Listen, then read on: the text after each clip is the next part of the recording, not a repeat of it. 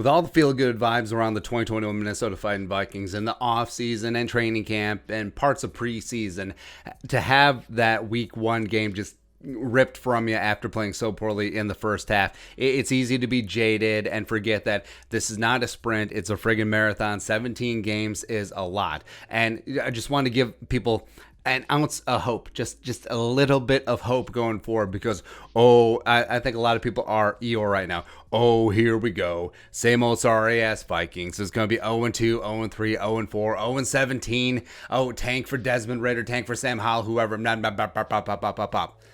Keep Skull alive, baby. That's right. So, the Vikings technically lead the NFC North right now.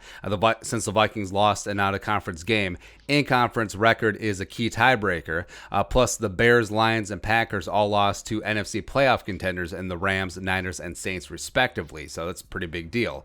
The schedule is daunting, but every schedule in the league is tough. Right? Not every team gets to play the NFC East every single year. And the Cardinals will be tough week 2 on the road. Kyler and Nuke, they just put the bang thing on Tennessee. Chandler Jones, 5 sacks, gets to go up against Rashad Hill and company now. JJ, Buda Baker, love me some Buda. Also, Isaiah Simmons looks like he's rebounding nicely in year 2. Yeah, it is going to be tough, but it would be the NFL is random, and watch the Vikings go out there and just whoop the Cardinals' ass 38-10. And then, yes, Seattle, yes, Cleveland are going to be tough. 2 teams that should factor into the playoffs this year. But Russ away from CenturyLink, or whatever the hell they call that loud-ass stadium now, He's a different man. He's a different type of quarterback. Still, it is going to be a hell of a test, especially since Lockett and DK are dialed in with new offensive coordinator Shane Waldron. And Cleveland, stopping the running game, and that's going to be the movable object versus the irresistible force, where you have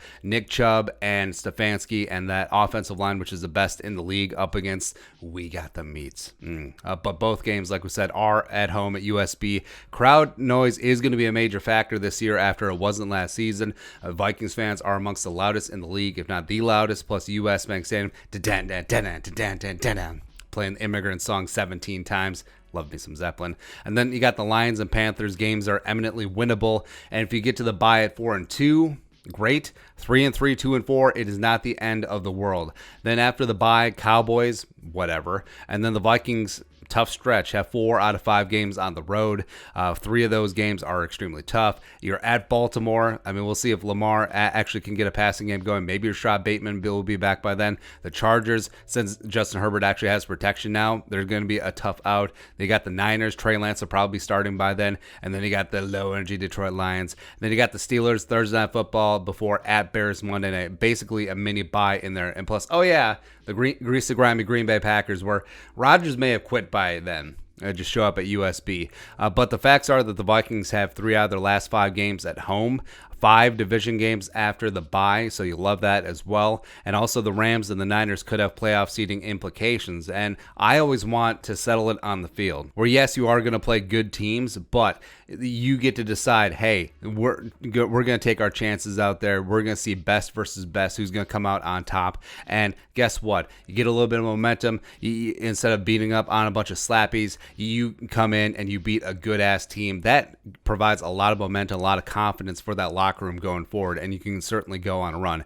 Yes, it is going to be tough, but the Vikings get some things go their way in terms of scheduling quirks, finishing out largely at home, basically an extra bye after week 14. You go from Thursday night all the way till Monday night, you're good to go. And schedule versus good teams mean you do control your own destiny to a degree. And by the way, if you make the playoffs, every single game is going to be tough and it gets a good team. Again, unless you're the wild card playing the NFC East winner. But yeah, don't give up. Don't give up after 1 week. I understand that game will leave a sour taste in your mouth, the way that the Vikings just shot themselves in the foot in the first half, and then just having hope ripped away from you. Yes, it was the Vikings. Yes, it was the refs, but mainly it was the Vikings at the end of that game. You got to play better than the refs ref, but now keep Skull alive, baby, even though schedule's going to be tough. 1 game at a time, eating that elephant 1 bite at a time. Arizona, you're up next. We're about to whip somebody's ass.